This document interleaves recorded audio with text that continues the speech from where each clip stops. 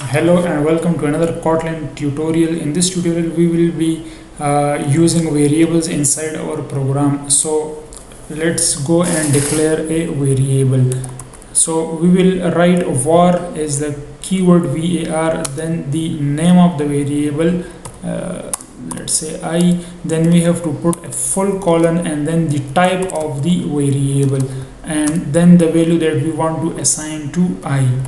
So I have assigned 10 to variable I. Now let's come and print it, print ln I. So now when I execute this program, it should print 10 because a 10 is stored inside I. Let me execute it. So you can see over here that 10 is printed. As we have discussed already that variables are mutable, means we can change the value inside a variable during program execution. So let's assign I a new value and that is 20. Now again print ln I. So now it should print 20. So it will be printing both. First it will print 10 and then it will print 20, and it will show that variables are mutable, their values can be changed.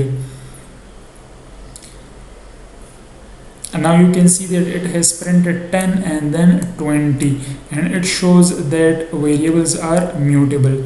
Now let's come and declare some other variables of different data types. We have studied different data types here, byte, short, and I am going to declare variables of all these types. So come to IntelliJ var, let's say b, and it is a byte value.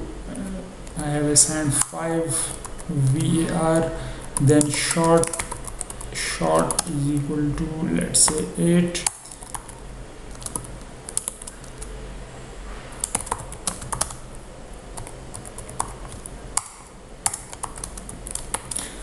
I am putting IPSL as variable names. It is entirely up to you. You can name a variable as you wish.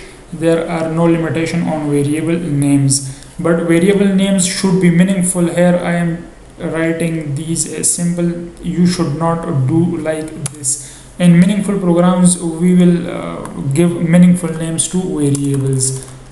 Float is equal to, let's say, 5.5. Now here you can see that we are getting an error.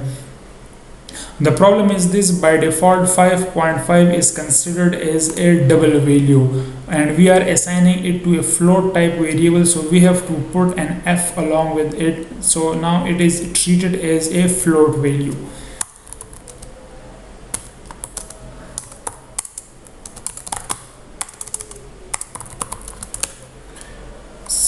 .5, 6.6. So I have declared these variables, and these all variables are numeric. Let me declare a variable of type char. Now inside a char variable you can put a single character, and that should also be enclosed in a single quote. So I am putting single quotes, and now I am writing, let's say, hash. So this hash will be stored inside this C. Now let's declare a variable of type boolean. Let me call it is married, and that is a variable of type boolean, and I am assigning it false. So false will be stored inside is married. And also we will declare a variable of type string name. String is equal to Abedroid. So almost all the variables are declared. Now let's print these. Print ln. Let me print I first, and I will copy paste this, Control C. So we have I, then B, then S, then L, then F,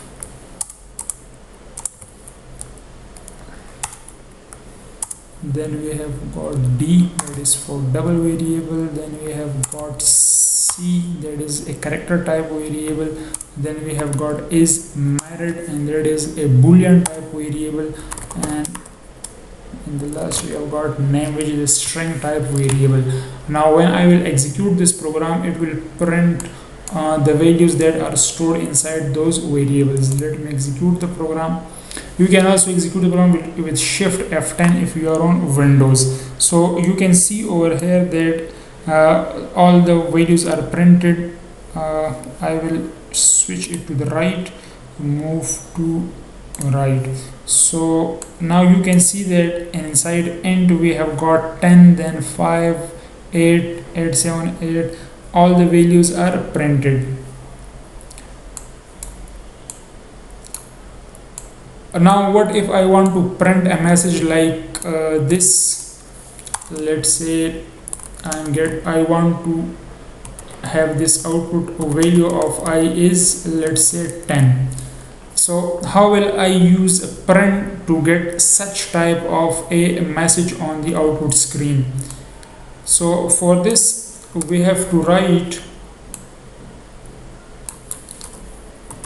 println and double quotes value of I is. Now if I write I, it will print in the same fashion, it will print the same message.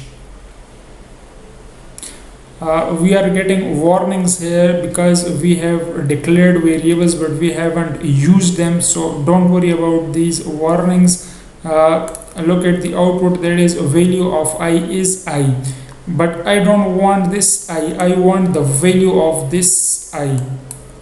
Let me delete all those variables.